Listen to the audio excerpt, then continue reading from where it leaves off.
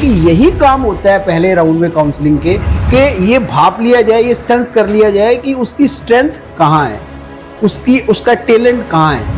और जब ये पता चल जाए उसके बाद तो फिर काम बड़ा आसान हो जाता है। तो पैशन छूट ना जाए, फाइनेंशियल स्टेबिलिटी भी रूठ ना जाए, दोनों का बैलेंस बहुत जरूरी है। और कई बार बच्चे पैशन को ही लेके आते हैं, सिर्फ पैशन से दुनिया नहीं चलती, ये बताना पड़ता है। क्या कॉमन मिस्टेक्स हैं जो लोग करते हैं व्हाइल चूजिंग अ करियर, और उसको वो कैसे अवॉइड कर सकते हैं? ये मैं भी कर लूं, ये मुझे भी मिल जाए, किसी टीवी शो, सिनेमा, किसी एक्टर, किसी कैरेक्टर को देख के अपना करियर चूज करने की कोशिश कर लेनी। किसी एक दो फैक्टर्स को, पैसा या कुछ मान, इज्जत, प्रतिष्ठा या कोई रिकॉग्निशन, किसी एक फैक्टर को लेकर करियर चूज कर लेना। कि कुछ और भी चीजें हैं जो आपको लाइफ में टेक केयर करनी है, सिर्फ पैशन से रोटी नहीं चलती। लोग अपने टैलेंट, पैशन और करियर अपॉर्चुनिटीज के बीच में कैसे बैलेंस कर सकते हैं, और क्या स्ट्रैटेजीज आप रिकमेंड करते हैं? जिंदगी के रास्ते भी मुश्किल बन जाते हैं, दिल और दिमाग के फासले भी उलझन बन जाते हैं, लेकिन माइंड मैटर्स आपके लिए लाता है फ्रेश पर्सपेक्टिव, क्योंकि यहाँ पर हर डिस्कशन आपको देता है एक नई दिशा। So welcome to Mind Matters, और आज हम बात करने वाले हैं करियर आप किस तरीके से चूज करते हैं और उसका सीधा इम्पैक्ट आपकी मेंटल वेलबींग पर कैसे होता है, क्योंकि career choice is as difficult as choosing a right life partner. तो आज इस टॉपिक पर बात करने के लिए हमारे यहाँ पर स्पेशल गेस्ट मौजूद हैं तेजिंदर पाल सिंह गुलाटी जी, जिनका 15+ सालों का एक्सपीरियंस है। इन्होंने 10,000 से ज्यादा स्टूडेंट्स और प्रोफेशनल्स को गाइड किया है इनोवेटिव टेक्निक्स और एनर्जेटिक कम्युनिकेशन से। ये बहुत ही ज्यादा लोगों को हेल्प आउट करते हैं कि किस तरीके से उन्होंने सही करियर को चूज करना है। सो वेलकम टू सर, हमारे शो पर आपका बहुत बहुत स्वागत है। तो मैं सबसे पहले पूछना चाहूंगी कि आप इस लाइन में एज ए करियर काउंसलर कैसे आए?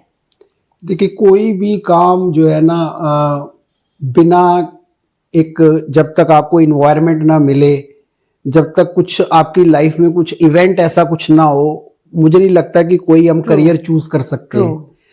स्टार्ट तो मैंने कॉमर्स लाइन में किया था, लेकिन फादर, शायद आप जानते ही हैं, दिल्ली यूनिवर्सिटी में लेक्चरर रहे हैं। उनके कारण स्टूडेंट्स घर पे आते थे कि कुछ ना कुछ पूछने एडमिशन के बारे में, गाइडेंस, कुछ ना कुछ क्या कोर्सेज हैं। तो पापा जो है मेरे फादर, वो मेरे को कह देते थे भी तू रिसर्च करता रहता है, तू थोड़ा गाइड करा कर इन बच्चों को। तो उनके ही स्टूडेंट्स जो है, जो उनके पास एक एज ए की भी लेक्चरर हैं, वो मेरे पास आते थे, तो मैं उनको अपने पापा के बिहाफ पर मैं उनको गाइड करता था। तो वो एक एडवाइस देना, इन्फॉर्म करना, इंफॉर्मेशन देनी, वो उसका एक शौक पड़ गया।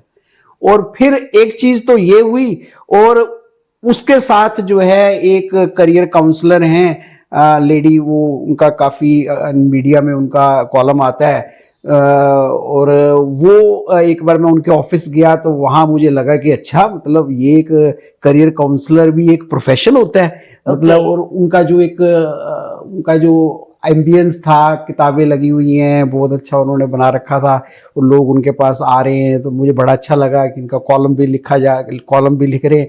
तो वो एक चीज मिली। फिर मैंने रिसर्च की कि इसमें मुझे साइकोलॉजी चाहिए, फिर साइकोलॉजी की, मास्टर्स की, फिर मुझे इसमें डिप्लोमा चाहिए, फिर डिप्लोमा किया, और फिर उसके बाद फिर प्राइवेट प्रैक्टिस में आ गए, और करियर काउंसलिंग के रास्ते से ईश्वर की कृपा से सेवा कर रहे हैं।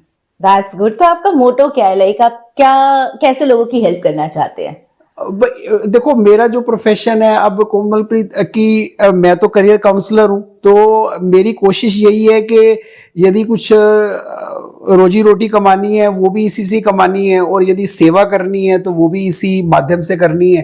तो जहां मौका मिलता है सेवा करने का, वहां सेवा कर देते हैं, जहां कुछ पैसा मिलता है वहां पैसा ले लेते हैं। तो दोनों काम साथ साथ चल रहे हैं, सेवा और मेवा, लाइवलीहुड और सर्विस, ये करियर काउंसलिंग के माध्यम से दोनों काम हो रहे हैं। That's good, wonderful. तो मेरा अगला सवाल है, लोग अपने टैलेंट, पैशन और करियर अपॉर्चुनिटीज के बीच में कैसे बैलेंस कर सकते हैं, और क्या स्ट्रैटेजीज आप रिकमेंड करते हैं? देखो, सबसे कॉमन ये जो क्वेश्चन है ना, इसी में ही आंसर है कि जो अपनी टैलेंट है, स्ट्रेंथ है, पैशन है, इनको पहचानना ही जो है ना, वो इसमें से ही रास्ता निकलता है आपके करियर प्लान का, आपके करियर का, आपकी करियर की चॉइस का। यदि अब इसी के लिए आप जानते हो हमारी असेसमेंट है, ट्रू, हमारी चाहे इंटरेस्ट का टेस्ट है, चाहे हमारा एप्टीट्यूड का टेस्ट है, पर्सनैलिटी का है, वो सारे टेस्ट यही आपको बताते हैं कि आपकी स्ट्रेंथ कहाँ है, आपका इंटरेस्ट कहाँ है, आपकी टैलेंट कहाँ है। और नॉन टेस्टिंग वेज भी हैं, ऑब्जर्वेशन भी है, इंटरव्यू भी है, कई तरीके से और अपना एक एक्सपीरियंस भी है कि यही काम होता है पहले राउंड में काउंसलिंग के, कि ये भाप लिया जाए, ये सेंस कर लिया जाए कि उसकी स्ट्रेंथ कहाँ है, उसका टैलेंट कहाँ है। और जब ये पता चल जाए उसके बाद तो फिर काम बड़ा आसान हो जाता है, राइट, और बैलेंस भी बन जाता है। बस पता चलना चाहिए कि मैं हूं कौन, मेरी स्ट्रेंथ क्या है, मेरी टैलेंट क्या है, मेरा पैशन क्या है। यही एक सबसे बड़े, कई बार इससे काउंसलर्स डिलाइट की क्लाइंट को कई बार यही नहीं पता होता कि where my interest are. True true true. तो सबसे पहले सेल्फ अवेयरनेस इंपॉर्टेंट है, सेल्फ अवेयरनेस इंपॉर्टेंट है, और उससे फिर पता चलता है कि मैं क्या हूं, मेरी स्ट्रेंथ क्या है, मैं पैशनेट किस बारे में हूं। कई बार वो खुद पता कर लेता है, बहुत अच्छी बात है। और फिर हमारे साइकोमेट्रिक टूल है वो हमें हेल्प करते हैं। तो पर्पस यही है कि इन चीजों का हमें अपने जो इंटरनल फैक्टर्स हैं जो पर्सनैलिटी के, वो हमें पता चल जाए, उसके बाद तो फिर रास्ता आसान हो जाता है, असेसमेंट सही उससे हो जाए। राइट, असेसमेंट बहुत हेल्प करती है, बहुत हेल्प करती है। हाँ, हाँ जी, हाँ जी। तो अगर आप अपनी करियर को फिगर आउट करना चाहते हैं तो उसमें personality, aptitude, intelligence, interest, they all plays a very important role. तो फिगर आउट करें किस करियर के लिए आप गुड टू गो फॉर है। तो क्या कॉमन मिस्टेक्स हैं जो लोग करते हैं व्हाइल चूजिंग अ करियर, और उसको वो कैसे अवॉइड कर सकते हैं? बहुत जो कॉमन मिस्टेक्स हैं कोमलप्रीत, वो यही हैं, कंपैरिजन करना, ग्लैमर में फंस जाना, भाई चकाचौंध, हाँ ये मैं भी कर लूं, ये मुझे भी मिल जाए। किसी टीवी शो, सिनेमा, किसी एक्टर, किसी कैरेक्टर को देख के अपना करियर चूज करने की कोशिश कर लेनी। किसी एक दो फैक्टर्स को, पैसा या कुछ मान, इज्जत, प्रतिष्ठा या कोई रिकग्निशन, किसी एक फैक्टर को लेकर करियर चूज कर लेना। अब मान लो मेरा बड़ा इंटरेस्ट है मैं एक्टर बन जाऊं, पर मैंने अपने आप को इवैल्यूएट नहीं किया, एबिलिटी नहीं देखी, फेस नहीं देखा, अपनी स्किल्स नहीं देखे, बस एक चीज, पैसा मिल जाए तो मैं ये इंजीनियरिंग कर लूं, पर ये नहीं देखा कि मेरे में इंजीनियरिंग का एप्टीट्यूड भी है कि नहीं। एक फैक्टर को देखना, कंपैरिजन करना, भेड़चाल करना, वो कर रहा है, कजन कर रहा है, उसने सक्सेस पाई है, तो देखो वो अमेरिका चला गया ये कोर्स करके, मैं भी कर लेता हूं। ये जो चीज है, ये आपका कई बार बहुत बड़ा नुकसान कर देती है। True true true true. तो आजकल के बच्चे एक्चुअली भी फैंटेसी वर्ल्ड के अंदर जी रहे हैं, हाँ, और उसको देखकर अपने करियर को डिसाइड करते हैं, जो बिगेस्ट ब्लंडर बहुत इंपॉर्टेंट है। कई बार फैंटेसी ये चीजें, लेकिन ये केवल एक फैक्टर रहना जाए। केवल यही नहीं कि भाई हमने फैंटेसी या ग्लैमर को देख के करियर चूज कर लिया, उसके बाद भी जो 3 4 5 फैक्टर्स हैं वो भी देखे हमारे में हैं। राइट। अब मैंने देखा है कि टीवी पे देखा कि एक करेक्टर की वो पुलिस का ऑफिसर बनी हुई है लेडी, उसको देख के पुलिस में बन जाए, लेकिन वो हाइट नहीं है, वो स्ट्रेंथ नहीं है, अंदर वो जो है ना बहादुरी वाला चीज नहीं है। हाँ। अच्छा, आपको डर लग रहा है, लेकिन आपने क्योंकि देख लिया है वो वर्दी का प्यार, और वो ग्लैमर और फैंटेसी की भी, मैं भी जो है ना एक पुलिस ऑफिसर अपने आप को विजुलाइज तो कर लिया है, लेकिन उसके साथ जो 3 4 चीजें और इंपॉर्टेंट चाहिए वो हमारे में नहीं है। तो कितने आप सक्सेसफुल हो गए, ये क्वेश्चन है बहुत बड़ा। True true true. तो बहुत इंपॉर्टेंट है कि बच्चे वाइजली अपना करियर चूज चुने, और वेरियस फैक्टर्स को कंसिडर करके चले। बाकी अच्छी बात है यदि आप किसी चीज से प्रभावित होते हो, कई बार बातें इससे बन जाती हैं, पर बाकी चीजें भी मिलनी चाहिए। True true. इतना आसान नहीं है कि किसी एक चीज को देखा और उसी को फॉलो करना शुरू कर दिया। राइट। सो मिस्टेक्स आपने अवॉइड करनी है, दूसरों को देखकर अपने करियर को चूज नहीं करना है, फैंटेसी वर्ल्ड के हिसाब से अपने करियर को चूज नहीं करना है। उसने कुछ कह दिया, वो करियर में चले गए, मेरा दोस्त उस लाइन में जा रहा है, चलो हम उसी करियर को फॉलो करते हैं। तो ये बिगेस्ट ब्लंडर्स हैं, रेड फ्लैग्स हैं। तो आपने वाइजली अपने करियर को चूज करना है।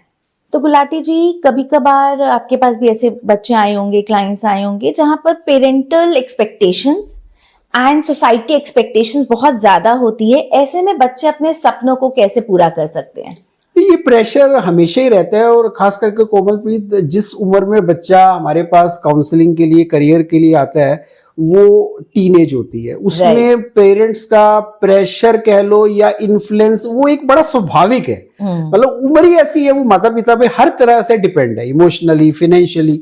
तो वो प्रेशर भी नेचुरल है, और सोसाइटल भी इसलिए कि बच्चा भी इमोशनली उतना स्टेबल नहीं होता। उसको दोस्त क्या कह रहे हैं, टीचर क्या कह रहे हैं, बड़े क्या कह रहे हैं, सबका असर उस पर पड़ता है। राइट। तो सब स्वाभाविक है। बस सिर्फ बात ये बच्चे को हम काउंसलिंग के रास्ते से इस बात तक, इस रिसर्च तक हम पहुंचते हैं और उसको अवेयर करवाते हैं बड़े सटनली कि देखो, प्रेशर पेरेंट्स का, उनका एम्बिशन, सोसाइटी का प्रेशर या उनकी एक्सपेक्टेशंस, वो एक तरफ है, लेकिन याद रखो कि जो भी तुमने करियर चुनना है वो तुमने चुनना है। उसके बाद उसके लिए कोर्स वो तुमने करना है। यदि उसके लिए कोई बैचलर करनी है, मास्टर करनी है, वो तुमने करनी है 5 साल। उसके बाद यदि इंटर्नशिप, जॉब, उसके बाद सारी उम्र यदि उसको परस्यू करना है तो तुमने करना है। चेक छोटा है, बड़ा है, वो तुम्हें लेना है। यानी कि हम किसी की बात मान तो लें, लेकिन प्रश्न ये है कि उसको निभाना तो हमने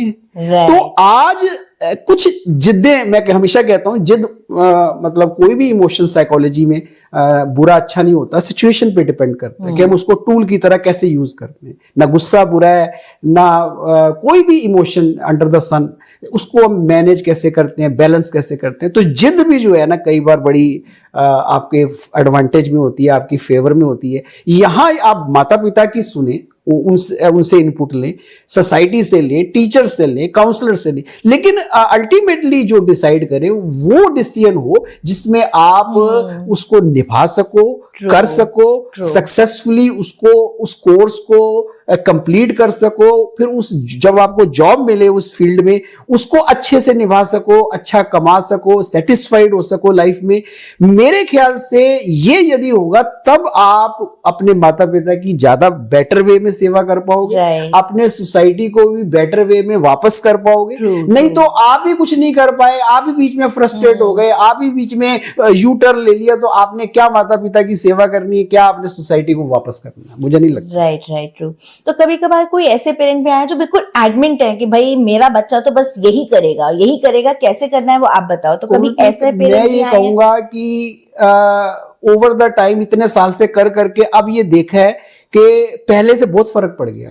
राइट। ये खास करके ये कह लो कि जो हमारे पास काउंसलिंग के लिए आते हैं बड़े सिलेक्टेड से, उस तरह की क्लास आती है, या उनमें, मैं जनरल आपको ज्यादा पता होगा, मैंने ये महसूस किया कि अब जो पेरेंट्स है वो ना इस तरह ही कह के आते हैं, देखो जी हमारा कोई नहीं, जो बच्चा चाहे वो कर ले। अब टीचर जो पेरेंट्स है वो ओवर द टाइम इवॉल्व हुए हैं, उन्होंने लेकिन बिल्कुल आपकी बात सही है, फिर भी इनडायरेक्टली वो कहीं ना कहीं वो इस बात को आगे रखना चाहते हैं अपने बच्चे की कि बेटा देख ले, ये कर ले, इसमें बहुत अच्छा है, उसने देख कैसे किया है, देख हम तो यही चाहेंगे कि पैसा बड़ा इंपॉर्टेंट है, गवर्नमेंट जॉब बड़ा इंपॉर्टेंट है। अपनी बात वो कहीं ना कहीं बोल्डली रख देते हैं, बच्चा इन्फ्लुएंस में आ भी जाता है, कई बार प्रेशर भी बन जाता है। तो बात वही है कि काउंसलिंग पेरेंट्स की भी साथ में होती है, क्योंकि नॉर्मली हमारे करियर काउंसलिंग में, क्योंकि जो मेरी करियर काउंसलिंग है, ये कोई पर्सनल काउंसलिंग नहीं होती, पेरेंट्स साथ में होते हैं। ये कोई पर्सनल सोशल मैटर नहीं है कि उनको बाहर जाना है, बड़ा रेयरली जो है ना पेरेंट्स को बाहर जाना होता है। तो दोनों साथ में होते हैं तो एक अच्छा डिसीजन बन जाता है, और उनको अवेयरनेस आ जाती है उस सेशन के अंदर कि अल्टीमेटली इस बच्चे ने डिसीजन लेना है, इस बच्चे ने निभाना है। हमारे एम्बिशंस यदि हम थोप भी देंगे तो वो आगे तक लॉन्ग टर्म नहीं चलेंगे, नहीं जाएगा। और कई बार माता पिता बहुत अच्छी रिसर्च करके आते हैं बच्चे के लिए, उनको पता होता हमारा बच्चा जो है ना उतना नहीं मतलब अवेयर, तो वहां उनकी इनपुट हमारे भी काम आती है, बच्चे के भी काम आती है। देखो कोई गलत नहीं है, हमें देखना है कि बच्चा एक अच्छा डिसीजन बना ले। बात ये है, बात ये बेस्ड ऑन पोटेंशियल, हाँ, बेस्ड ऑन पेरेंट्स की इनपुट है, मेरी इनपुट है, या बच्चे की इनपुट है, लेकिन अल्टीमेटली जो वो ये होना चाहिए कि बच्चा एक अच्छा डिसीजन ले पाए करियर। बात ये है। राइट। तो गुलाटी जी, मेरा अगला सवाल मैं पूछना चाहूंगी, कोई ऐसी इंस्पायरिंग स्टोरी जहां पर आपके करियर काउंसलिंग ने बच्चे की पूरी लाइफ को टर्न अराउंड कर दिया? देखो कई बार चीजें, कोमलप्रीत, मैं सोच रहा था कि बहुत सारी चीजें होती हैं, हर सेशन में कुछ ना कुछ होता है। लेकिन बहुत बार तो ऐसा होता है कि जो टर्न अराउंड है ना, वो हमारी जब वो बच्चा चला जाता है तो उसके बहुत समय बाद कई बार हमें पता चलता है कि क्या टर्न अराउंड, और कई बार पता भी नहीं चलता क्योंकि बच्चा चला गया। हमारा वो नहीं है कि लगातार आ रहा है। लेकिन एक चीज इंटरेस्टिंग मैंने आपको मैं बताता हूँ कि मेरे पास एक फैमिली आई, और चांस की बात थी, वो मेरे नोन भी थे, और वो सारी फैमिली कॉमर्स बैकग्राउंड, कोई चार्टर्ड अकाउंटेंट है, कोई कॉमर्स का है, कोई बिजनेस है तो वो भी कॉमर्स। तो उनका ये था कि हमारा बच्चा ना कुछ हटके करे हमारी लाइन में। अब हम जो है ना, पता नहीं, कई बार अपनी लाइन में आदमी को पता चलता है कि ये वीक पॉइंट्स हैं जी, ये बच्चा हमारा इंजीनियरिंग में जाए, थोड़ा मतलब एक नया कुछ हो हमारे। तो मन बना के आए थे कि भी ये बच्चा हमारा इंजीनियरिंग में जाए। तो बल्कि उन्होंने फोन भी कर दिया था मुझे कि भी थोड़ा आप देखना कि इसका हम मन बना रहे हैं, इसका मन बन भी रहा है तो आप भी उस तरह कर देना। पर वही बात है ना, वो काम हम कर नहीं सकते। उनके हाँ में हाँ तुमने मिला दिया, साइकोमेट्रिक टेस्टिंग हुई, ऑब्जर्वेशन हुई, सारा हुआ। तो उसमें अब मैं देख रहा था कि क्या कुछ मतलब उसके अंदर शायद कुछ इस तरह की चीज है, पर मुझे 5-10% से ज्यादा उसके अंदर इंजीनियरिंग वाली चीज जो है ना वो नहीं नजर आई। तो वो बात मैंने उनके मुंह पे बाद में बच्चे के एब्सेंस में भी कह दी, थोड़ा वहां भी कह दिया कि ये जो टेस्टिंग है, जो असेसमेंट है, उसमें ये चीज नहीं आ रही। तो कहते चलो कोई नहीं, ठीक है, हम अच्छा डिसीजन ले लेंगे, थोड़ा हम बाद में भी कब से कंसल्ट करेंगे, चलो कोई बात नहीं। और क्या हुआ कि वो इतना उनके सवार था दिमाग में उनके माता पिता के, उन्होंने उसको इंजीनियरिंग की कोचिंग के लिए ज्वाइन करा दिया, और पैसा भी काफी उनका लग गया। और फिर क्योंकि वो मेरे नोन में थे, मेरे पास फीडबैक रेगुलर आ रहा था, तो मैं आपको बताना चाहता हूँ कि 6 महीने बाद उनको वहां से जो पीटीएम वगैरह होते थे, वहां से इनपुट आई कि भी आपका बच्चा कोप अप नहीं कर पा, क्योंकि बेसिकली जो हमारे जेईई के एग्जाम है ये एक एप्टीट्यूड ही है। तो ये एप्टीट्यूड ही जब आपका नहीं है तो आप आगे बीटेक में क्या करोगे 4 साल, जब आपके पहली कंपेटिटिव टेस्ट में जो है आप कहीं नहीं परफॉर्म कर पा रहे, और खास करके लर्निंग लेवल पे आप। तो वो उन्होंने फिर देखा कि बात नहीं बन रही, उधर से काउंसलिंग वाली बातें भी फिर याद आ गई कि हाँ भी वहाँ भी हमारा जो है ना असेसमेंट भी हमारे साथ में नहीं है, कोचिंग वाले भी इस तरफ कर रहे हैं, तो फिर हम कोई गलत डिसीजन तो नहीं ले लिया हमने। तो उन्होंने फिर दोबारा बच्चे को फिर अपनी लाइन सीए उन्होंने ज्वाइन करवाई, और आज वो सक्सेसफुल चार्टर्ड अकाउंटेंट है। मतलब और अपने फादर से भी ज्यादा बेटर कमा रहा है, और बेटर कंपनी में लगा हुआ है। और वो आज कई बार 1-2 बार उन्होंने जो मिलते हैं तो जरूर कहते हैं वो हम यदि उसको और लगाते रहते हैं कि चल इंजीनियरिंग, तो मुझे लगता है शायद हम बड़ी गलती करने के बाद फिर यू टर्न लेते हैं। तो कई बार इस तरह की चीजें हो जाती है। राइट। तो टर्न अराउंड करियर हो जाते हैं, और एक आदमी की लाइफ जो है ना करियर सही सेट हो जाए तो आगे कई चीजें जो है ना चेन बन जाती है। ट्रू। क्या कभी आपने ऐसा देखा है कि रॉन्ग करियर की वजह से उनकी मेंटल हेल्थ इंपैक्ट हुई है? तो ऐसे में आपने उनको क्या सोल्यूशन दिया है? क्योंकि अगर हम देखें टाइम्स जॉब सर्वे के हिसाब से भी देखें तो हर 10 में से 8वां पर्सन जो है एक्चुअली फ्रस्ट्रेटेड है अपने करियर को लेकर, they are not happy, they are not satisfied.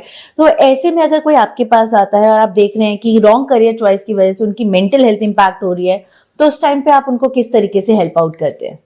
बिल्कुल सही क्वेश्चन कोमलप्रीत की। मेंटल हेल्थ तो देखो, कोई भी हम काम कर रहे हैं, करियर तो एक बहुत बड़ी चीज है। उसका सीधा जो है ना वो रिलेशन मेंटल हेल्थ से है।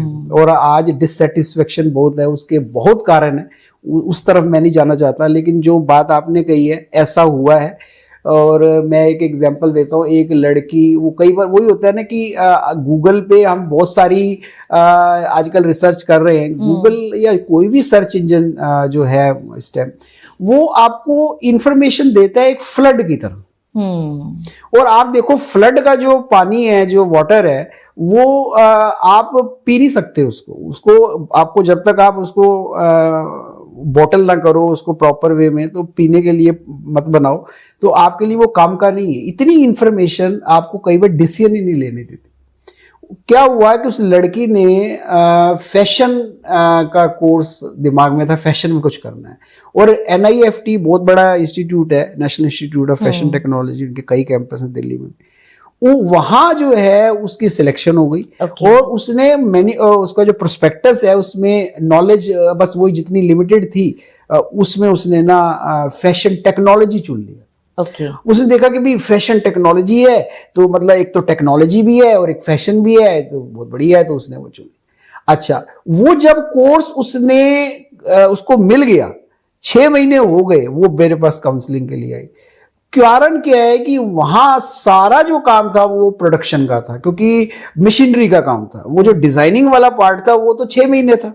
बाकी क्योंकि वो डोमिनेंटली कोर्स टेक्नोलॉजी, वहां टेक्नोलॉजी से मतलब था कि जो फैशन अल्टीमेटली जब वो बनता है, प्रोडक्शन पे आता है, राइट। जहां ड्रेस बन रही है, हाँ। अब वो एरिया जहां मशीन्स काम कर रही हैं, वो उसने कभी उसके दिमाग में ही नहीं था कि भी मैं इस तरह की मशीनों के चक्कर में पड़ूंगी। ना ही उसका उस तरह का एप्टीट्यूड है, ना उसका माइंडसेट है। तो अब उसने देखा कि मैंने कैसी चॉइस ले ली है। राइट। फिर आके उसने वो उसको सारा बताया है कि किस तरह उसने फैशन और टेक्नोलॉजी वर्ड तो देख लिए वो, लेकिन कितना रॉन्ग डिसीजन ले लिया। काउंसलिंग जो आपको 6 महीने पहले चाहिए थी, वो आप 6 महीने, अब कोई नहीं। फिर चांस की बात है, ईश्वर की कृपा से वो उसको मेरी भी रिपोर्ट साथ में लगी, अपना भी उसका एप्लीकेशन लगा। वहां चांस की बात है कि वो कोर्स उसका चेंज हो गया, क्योंकि उसमें कोई 1-2 सीट्स थी, और उसने फिर डिजाइनिंग में वो चलेगी। तो आप देखो कि कई बार एक वर्ड जो है, कई बार वो आपका जो है ना सारा करियर चौपट कर देता है आपका इतना। और उस रॉन्ग डिसीजन का जो मेंटल इंपैक्ट की बात कर रहे हो, सीधा सीधा उसके मेंटल इंपैक्ट पड़ा। मेंटल हेल्थ क्या, वो लड़की फ्रस्ट्रेट हो गई कि मैं अब आगे के 3 साल कैसे काटूंगी इस कोर्स के अंदर। और मैंने किया कि अब कितनी ब्लंडर मिस्टेक कर ली है, मुझे नहीं पता था टेक्नोलॉजी का ये मतलब है यहाँ पर। तो हमें बड़े अवेयर होकर अपना करियर चूज करना है, इन एंड आउट देखना है, क्या काम है, क्या नेचर है, उस पर्टिकुलर कोर्स की क्या रिक्वायरमेंट है। केवल एक शब्द देख लेना, केवल किसी को देख लेना, तो वो कई बार आपको बड़ी मुसीबत में डाल सकता है, और आपकी मेंटल हेल्थ को भी बुरी तरह आपको इम्पैक्ट कर सकता है। तो राइट। गुलाटी जी, मैं अगला सवाल पूछना चाहूंगी। कई बार मिड एज में करियर क्राइसिस आ जाते हैं, like they are not happy, they are not satisfied with their career. So ऐसे में आप उनको कैसे हेल्प आउट करते हैं? बिकॉज फाइनेंशियल कंस्ट्रेंट भी एक चलता है, राइट? एकदम से अगर वो शिफ्ट करें तो उस टाइम पे आप क्या करते हैं? देखो कमलप्रीत, ये आप जानते हो साइकोलॉजी के, आप खुद प्रोफेशनल हो, कि हमारा जो एरिक्सन का जो एक मॉडल है, उसमें इस उम्र में जो 40 से 65 जनरेटिविटी वर्सेस स्टैग्नेशन का जो इशू आता है कि आप अब समाज को कुछ देना चाहते हो, राइट। अब नहीं देते ना, तो आपको लगता है कि बस अब सारी उम्र मतलब रोजी रोटी, और सुबह गए शाम को आए, शादी कर ली, बच्चे बना लिए, अब क्या जिंदगी यही है? या कई बार आपका पैशन प्रोफेशन नहीं बन पाता। और ये जो उम्र होती है 40-41, ये जो उम्र जब आप क्रॉस करते हो तो आपको होश आती है। तो ये जो क्राइसिस है ना, कईयों के लिए ठीक है, स्मूथ लाइफ चलती रहे, वो शुरू से ही जुड़े हुए उस तरीके से, और वो अपने आप स्मूथली काम हो रहा है। अदरवाइज ये क्राइसिस मैं कहूंगा कि ये आ जाना चाहिए, और इसका रेजोल्यूशन भी होना चाहिए।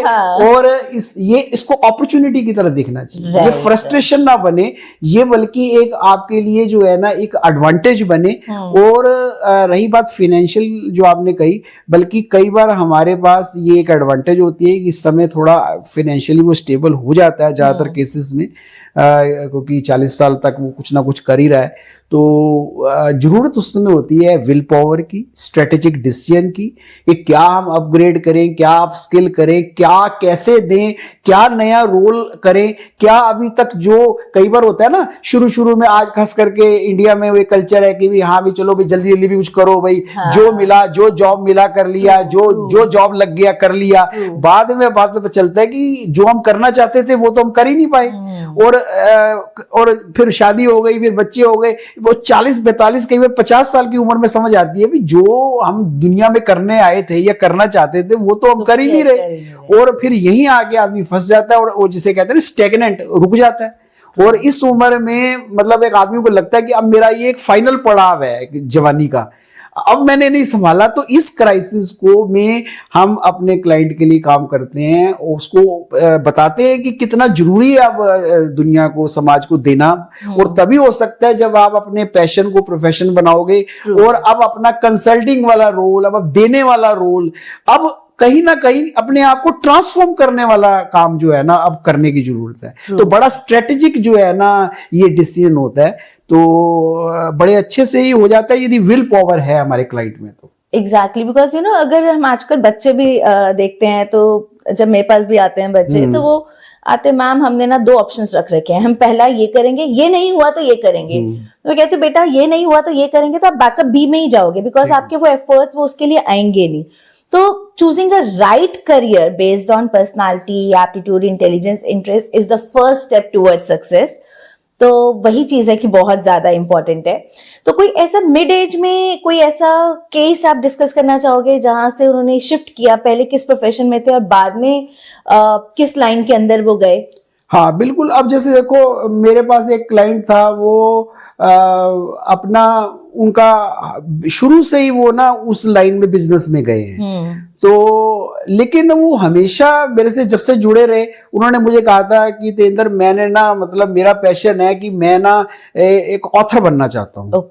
लेकिन जब भी वो मेरे साथ टच में रहते थे तो मैं मतलब पूछता था, उस तरह बाद में सेशन लेने तो नहीं आए, तो पूछता था तो कहते थे कि क्या करें, मतलब पता नहीं चलता टाइम जाता कहाँ है, सारा दिन अपना वही बिजनेस, अपना उसी में ही, अब ये रिटर्न भरनी है, अब ये काम आ गया, वो है, घर के काम है, बिजनेस ही नहीं छोड़ता। तो मतलब वो पलटी मार ही नहीं पाए, जो करना चाहते थे वो कर ही नहीं पाए। फिर एक बार वो ना कहते मैं आऊंगा। अच्छा। फिर वो आए और वो बिल्कुल इसी क्राइसिस वाले टाइम पे आए, वो 40s में थे, लेट 40s में, और उन्होंने कहा कि अब ना कुछ भी हो जाए, अब मेरा थोड़ा बेटा भी बड़ा हो गया है, अब मैं जो है ना प्लंज करना चाहता हूँ। मतलब मैंने कहा ये मैं आपको भी पहले भी जब मेरी बात होती थी मैं कहता था ये काम कर लो, क्योंकि वो कहते हैं ना वो आत्मा जो है ना वो तभी आप ट्रू सेल्फ के साथ जुड़ोगे जब तक वो वहां की आवाज आप सुनोगे नहीं।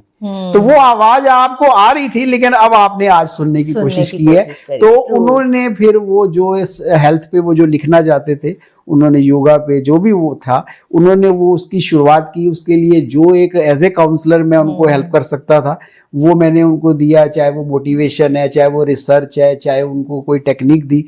तो उन्होंने फिर वो काम किया और अब वो ऑथर भी हैं और अब बच्चे उनका काम भी संभाल रहे हैं और बच्चों के साथ बिजनेस भी कर रहे हैं। तो एक और मेरे ख्याल से शायद उन्होंने वो जो रोल है एक मिड लाइफ क्राइसिस है उसको उन्होंने रिजॉल्व कर लिया सक्सेसफुली। वो बहुत इंपॉर्टेंट है। और आप तो जानते हैं हम भारत दर्शन शास्त्र से जुड़े हुए हैं, तो जो अल्टीमेटली जो गॉड ने हमें काम भेजा है जिस काम के लिए वो पूरा नहीं करोगे तो आप सेटिस्फाइड होगे, इस दुनिया से जा नहीं पाओगे। राइट। तो पक्की बात है। राइट। गुलाटी जी, मैं पूछना चाहूंगी कि अनसर्टेनिटी के टाइम्स में पैशन और स्टेबिलिटी को कैसे बैलेंस करें बच्चे?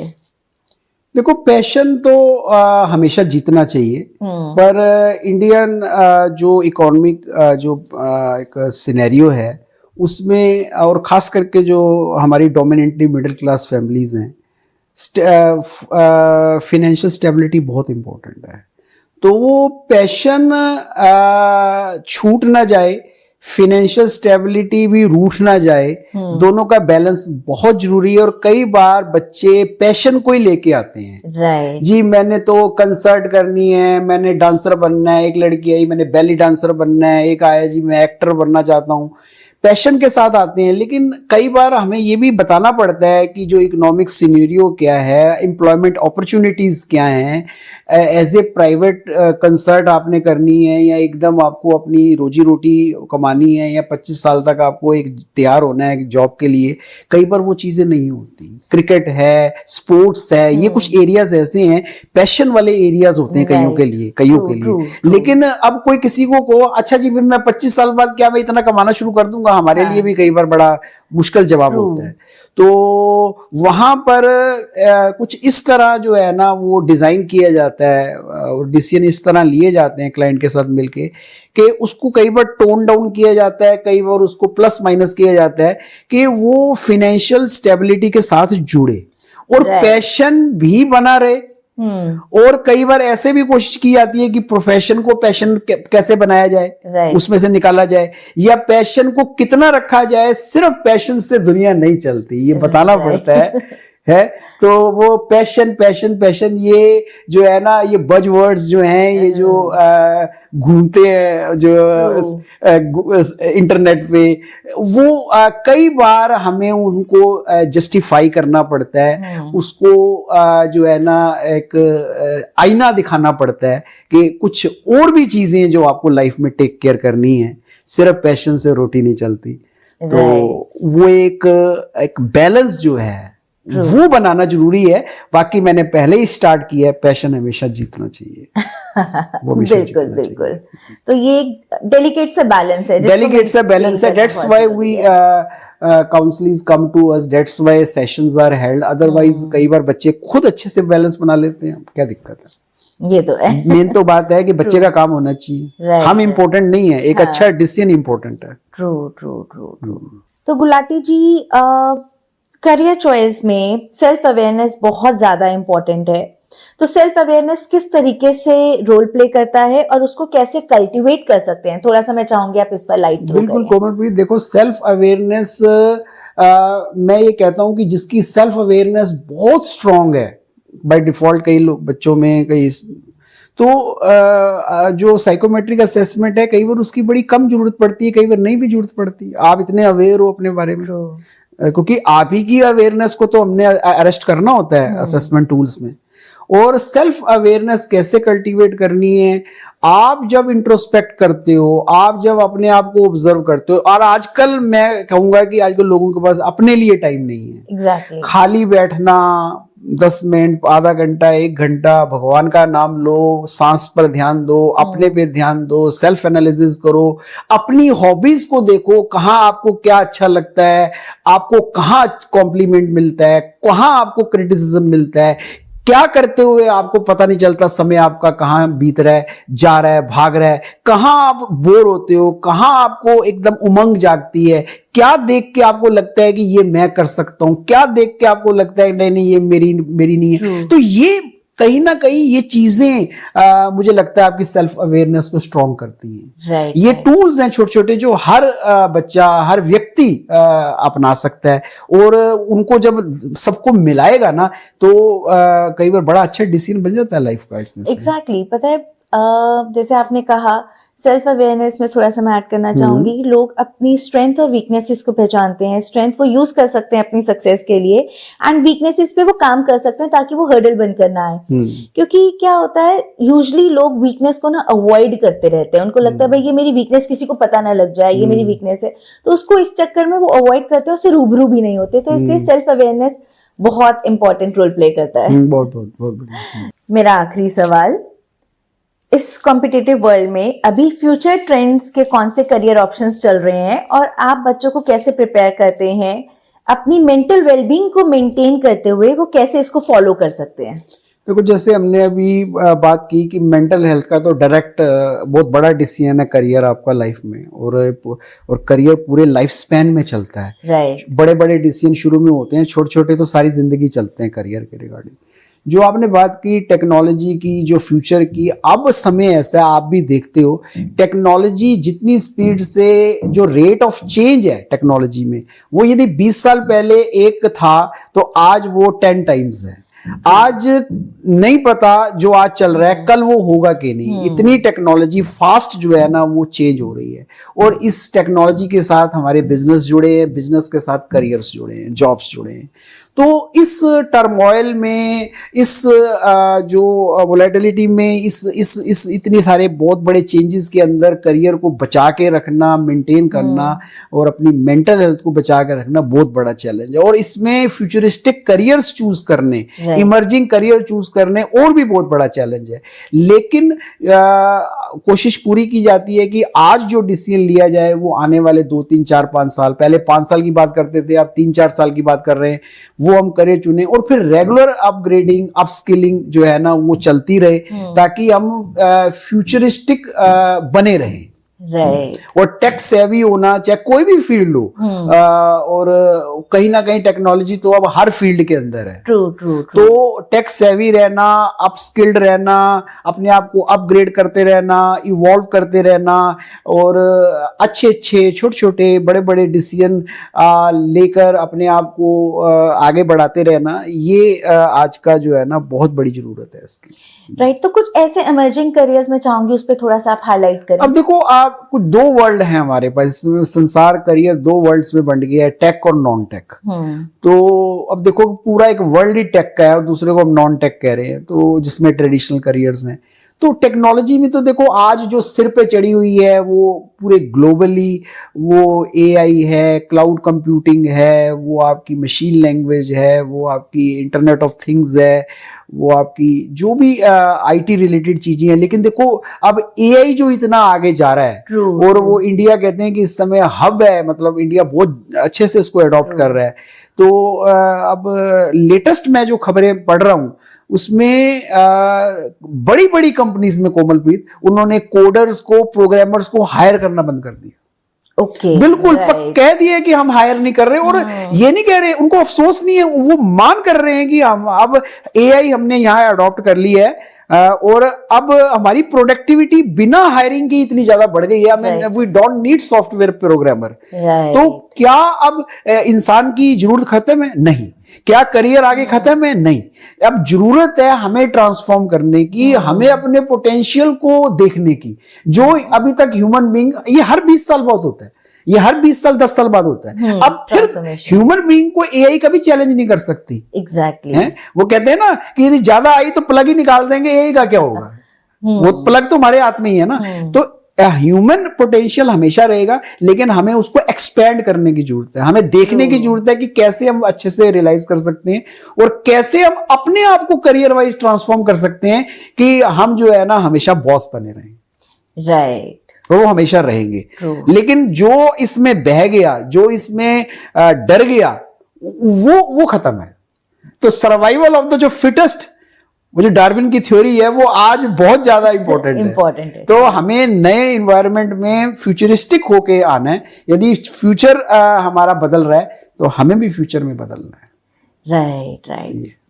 गुलाटी जी, मैं आपका शुक्रिया करना चाहूँगी कि आप हमारे यहाँ ऑफिस में आए और आपने बहुत ही इंसाइटफुल वैल्यूज़ दी हैं लोगों को, इसके बारे में बताया है कि किस तरीके से करियर चॉइस करना चाहिए। And I am sure audience को भी ये सेशन हमारा बहुत पसंद आया होगा। बहुत सारे डाउट्स, मिथ्स होंगे अबाउट करियर को कैसे चूज़ करना है, आज वो आपका क्लियर होगा। And career choice, choosing a right career choice is as critical as choosing a right life partner, and right career choice is the first step towards success. तो अब आपको चल गया है कि किस तरीके से आपने अपने सारे पोटेंशियल को फिगर आउट करना है, और उसके बाद ही आपने बहुत महत्वपूर्ण डिसीजन लेना है, जो कि डिसीजन है आपके करियर को चूज करने का। अगर आप करियर असेसमेंट, अपने पोटेंशियल को जानना चाहते हैं तो वो नंबर्स हम नीचे डिस्क्रिप्शन में देंगे। फटाफट से जाएं और अपने आप को आइडेंटिफाई करें, अपनी अवेयरनेस करें कि आप किस लाइन के लिए अच्छे हैं। और माइंड मैटर्स में हमारे साथ जुड़ने के लिए आपका बहुत बहुत धन्यवाद।